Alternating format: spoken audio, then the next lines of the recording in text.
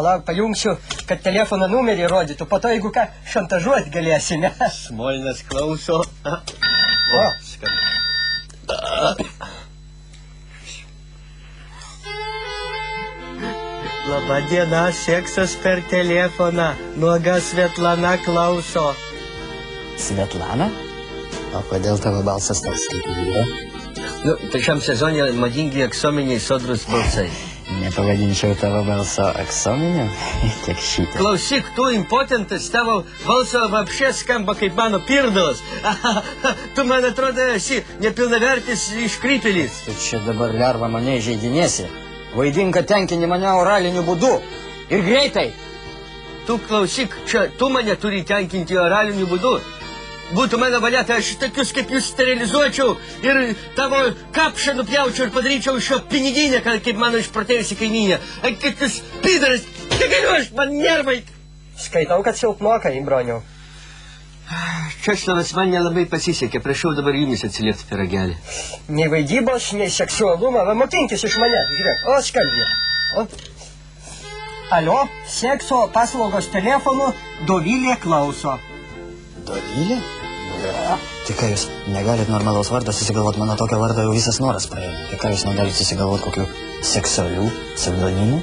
Cindy, Crawford. Bent sugalvokit ką nors.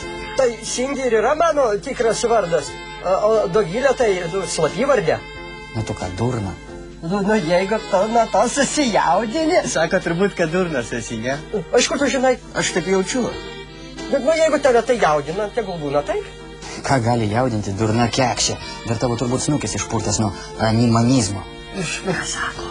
Nu, iš kur tu žinai, kad aš taip atrodau? Nu, bet jeigu tave jaudina, nu, tai padaužyk savo ragelį su koteliu.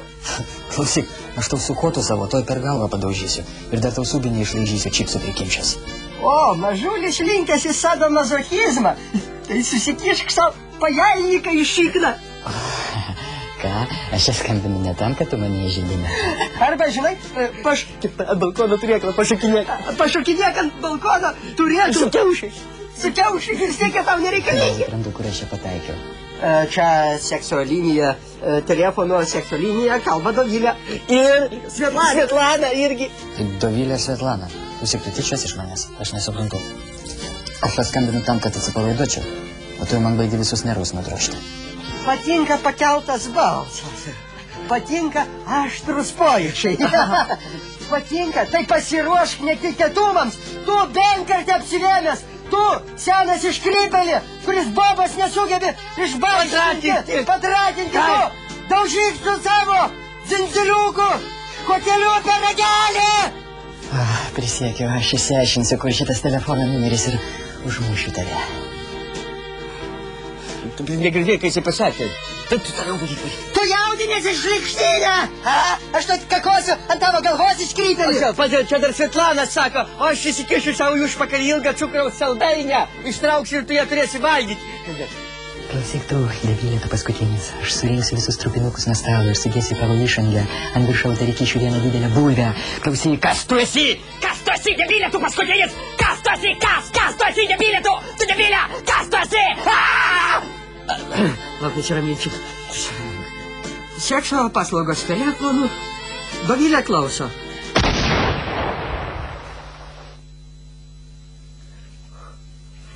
Man atrodo, jis baigė. Jo, jis baigė gyvenimą savižudybę. Savižudybę.